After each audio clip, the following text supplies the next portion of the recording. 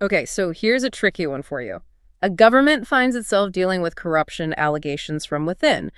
But what happens when the highest levels are involved in both uncovering it and defending against other related claims? It's a bit of a paradox, right? It really is, and that's exactly the kind of knotty situation we're digging into today. This goes beyond just, potential fraud. We're looking closely at accountability. Right. What do the official sources tell us happens when systems are supposedly bypassed by what they're calling unscrupulous functionaries?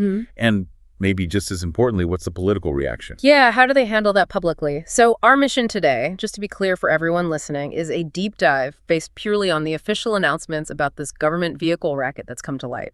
We'll look at the claims, the defense from the PM, and what they say they're doing next. And context is key here. This is really about how institutions show vigilance, or claim to, and how much transparency they think is needed, especially when things get politically sensitive. Let's jump into that discovery part then. The official story puts a lot of emphasis on vigilance, specifically from the Work Minister, Honorable Maria Browne. Prime Minister Gaston Browne actually praised her publicly, didn't he? Saying something like, "We are here where we are today because of her vigilance." That's the quote from the source, yes. And it's framed not as a reaction to some external pressure, but as an internal initiative. The timeline mentioned is that Minister Maria Browne flagged this to the PM weeks ago. Weeks ago. Okay, so that suggests some groundwork, maybe some observation before it became official. It certainly implies that. It wasn't a sudden panic. It suggests a process leading up to the notification. And the trigger, the actual hard evidence they point to. It comes down to something physical. 2 Ford Broncos found at the Langford's police station, according to the announcements. So not just numbers on a page, actual vehicles, unauthorized, sitting somewhere they shouldn't be. Exactly. That gives the claims some solid grounding, something tangible to point to for an investigation. Now, you mentioned context earlier. It seems important that this minister, the one credited with vigilance, was already involved in tightening rules around vehicle purchases. Yes, that's a crucial piece, according to the sources. She had apparently pushed for stronger governance, specifically requiring cabinet approval for all public service vehicle buys. All of them, not just over a certain value. The source says all, which, if you think about it, suggests they already suspected there were ways agencies could bypass the main controls. So her vigilance wasn't just about this one instance with the Broncos. It points to a pre-existing concern about systemic weaknesses, like they were trying to plug a hole even before finding this specific leak. That's one interpretation, yeah. Playing defense against potential circumvention before this specific case broke. Okay, so if that rule about needing cabinet approval was being worked on or maybe even already in place, how did this racket still happen? The sources talk about circumvention, right? Right, precisely. It wasn't just a mistake or a broken rule. The language used is collusion. Collusion, that's a strong word. It is. The announcements describe it as a coordinated effort by these unscrupulous functionaries across different government agencies. They actively circumvented systems in place. And for you listening, that difference is huge. A broken system might mean, bad procedures or maybe negligence. Circumvention implies intent, people actively working together to get around the rules. Absolutely.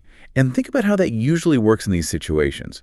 To pull something like this off, especially across agencies, you typically need people in key spots. Like someone in purchasing. Maybe purchasing, someone in finance to release the funds, maybe someone where the vehicles end up signing off.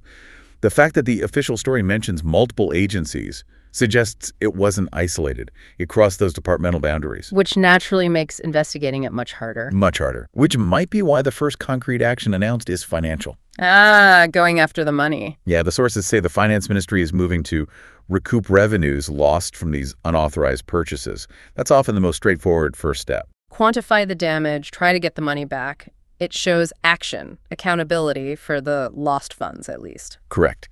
It addresses the immediate financial hit, while the, let's say, more complicated investigation into who did what unfolds. Do the sources give any sense of how much money we're talking about, or is it just focused on the fact that they were unauthorized? The focus seems to be squarely on the unauthorized nature and the need to recover any lost revenue. The principle seems to be that any unauthorized spend is a loss that needs fixing. The exact figures might come out later, perhaps during the investigation. Right, okay. So discovery happens, collusion is alleged, financial recovery starts. And then comes the politics. This is where it gets really charged, I think. The Prime Minister's defense of the Works Minister was very public, very strong. Extremely strong. Yeah. On that radio show, Boy FM's Browne and Browne, he didn't just dismiss the rumors linking Minister Maria Browne to the racket. He rubbished them, as the source material puts it. Rubbished them. And he really drew a line in the sand, didn't he? Asserting her integrity. Completely. Yeah. Positioned her not just as uninvolved, but as the person who brought it to light. The whistleblower, essentially. And that challenge he issued, that was something else. Telling people, basically, if you have any proof he mentioned, even a voice note of her being involved in corruption discussions, bring it. And he'd fire her immediately. Yeah. Move her right away or fire her. It's incredibly direct. Is that just a passionate defense, or is it also a calculated political move to sort of dare accusers and shut down speculation? It likely serves both functions. On one level, it's a very forceful declaration of faith in her integrity.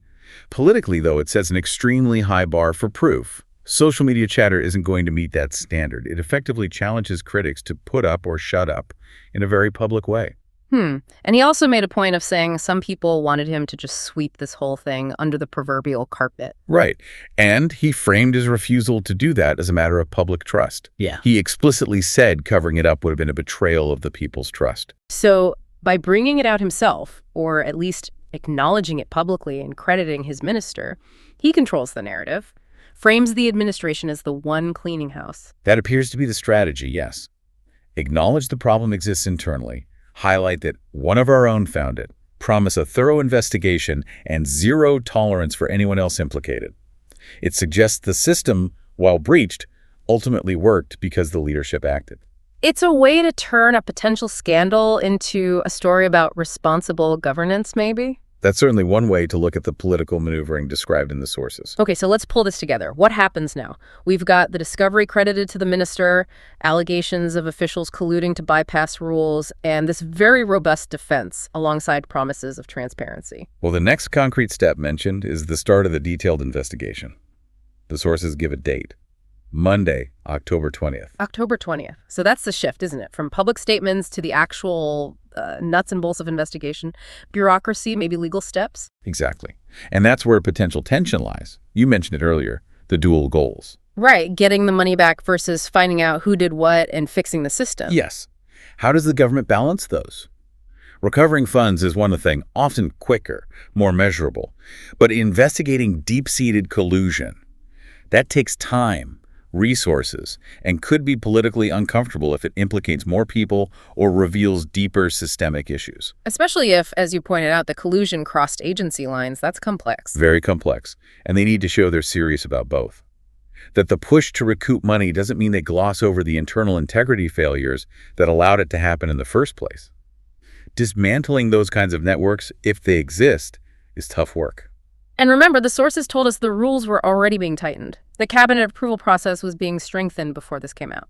That's what was stated. So if functionaries found a way around even those enhanced rules, what does that tell us? This brings us to that final thought for you, the listener, to consider. It's a critical question about governance, really. If strengthening the rule book wasn't enough, because people actively work together to get around it. Yeah, what kind of deeper reforms are needed beyond just this investigation, beyond getting the Broncos back or the money accounted for? How do you build a system or maybe a culture that's resistant to collusion? That's much harder than just writing better rules, isn't it? It absolutely is. Rules can be circumvented. Addressing the culture, the networks, the incentives that allow unscrupulous functionaries to thrive, that's the long-term challenge. That's the structural issue that might remain long after this specific incident is resolved. A tough question indeed. Well, thank you for walking us through the official announcements on this developing story. Glad to be here. And for you listening, we hope this deep dive gave you some useful context. It's worth keeping an eye on how governments handle these internal challenges. It says a lot about their structures and their commitment to accountability. Thanks for joining us.